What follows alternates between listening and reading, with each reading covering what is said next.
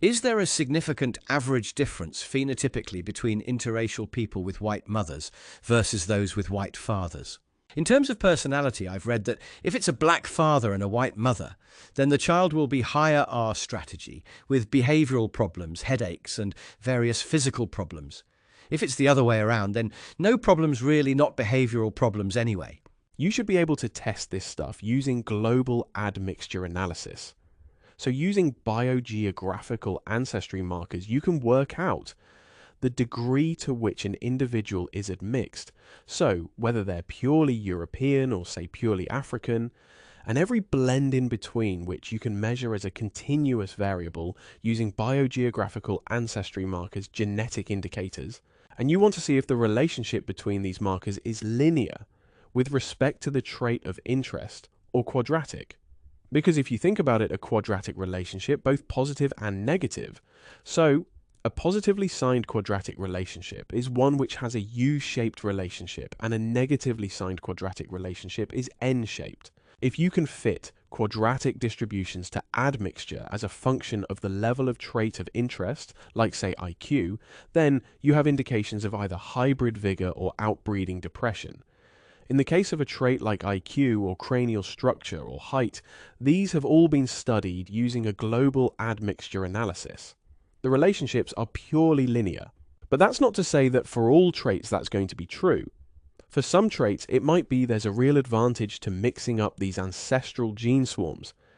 It might be that those intermediary have very elevated levels of that trait versus those who are purely one or purely the other.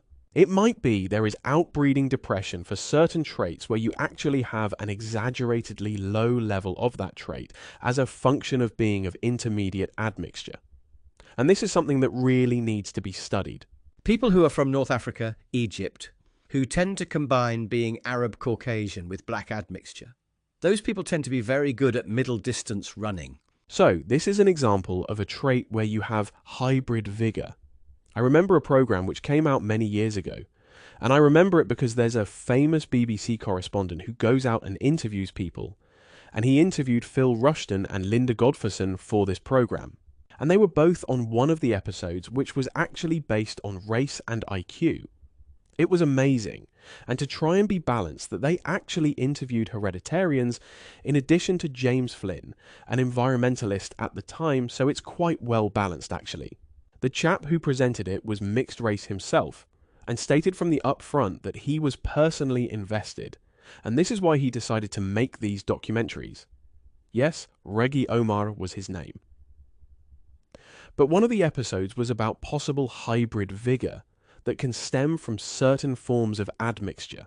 And they talk about middle distance running. That was one of the things that was discussed in the program. And also physical appearance. There was some discussion of how this affects physical appearance and levels of perceived attractiveness. Now again, a lot of this stuff was based on anecdotes, and a lot of the scientists who were interviewed in this program saying, oh, well, it could be this way, it could be that way. But if you did global admixture analysis, you could actually test, ostensibly just by fitting those different form functions to the data,